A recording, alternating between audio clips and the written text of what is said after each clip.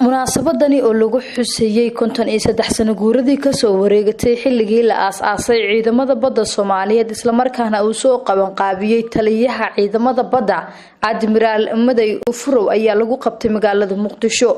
munaasabada ayaa waxa ka soo qayb galay wasiirka wasaaradda gaashaandhigga xukuumadda federaalka Soomaaliya, taliyihii hore ee ciidamada badda, taliyaha ciidamada xoogga dalka iyo marti sharaf kale oo halkaasi lagu casuumay.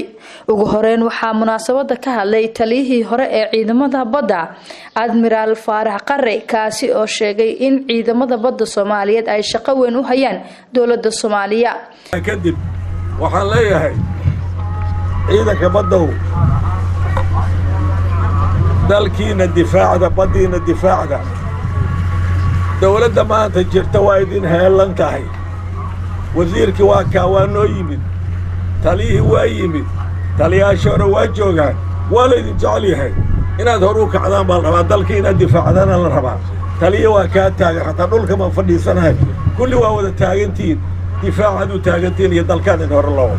sidoo kale waxaa munaasabada ka hadlay taliyaha ciidamada badda Admiral Maday Ufrow kaasi oo sheegay in xilligan ay u baahan yihiin ciidamada badda in ay helaan agab ay ku shaqo galaan.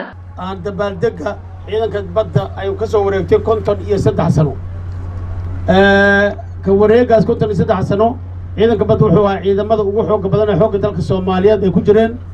waxay difaaci jireen xeebta dhererkeedu yahay 3333 waxay lahaayeen barooyin, waxay lahayn saldhigyo, waxay lahayn dugsiyo tababar, waxay lahayn qalab oo dagaal maraakiib dagaal diyaarad.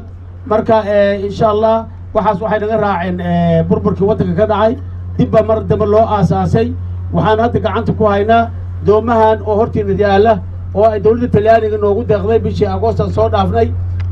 dawladda Talyaaniga noo keentay 4 doonyood iyo doomo kale ayagana dawladda Turkiga noo keentay kuwa badda ku jiraba ah.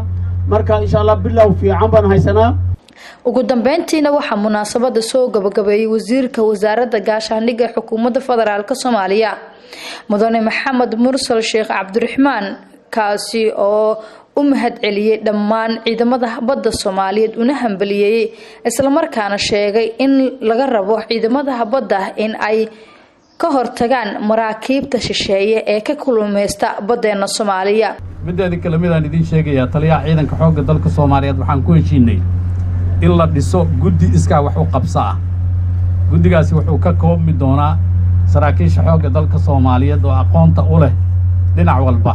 kaliya waxaan ka wada dhismooyinkii iyo xarumihii ciidamada ay lahaayeen oo ay ka mid tahay xarumihii uu lahaa ciidanka badda in dib u dhis lagu sameeyo. ciidankaas guddigaas wuxuu noqon doonaa guddi iskaa wax u qabso ah. guddiga wuxuu kaalmaysan doonaa Soomaalida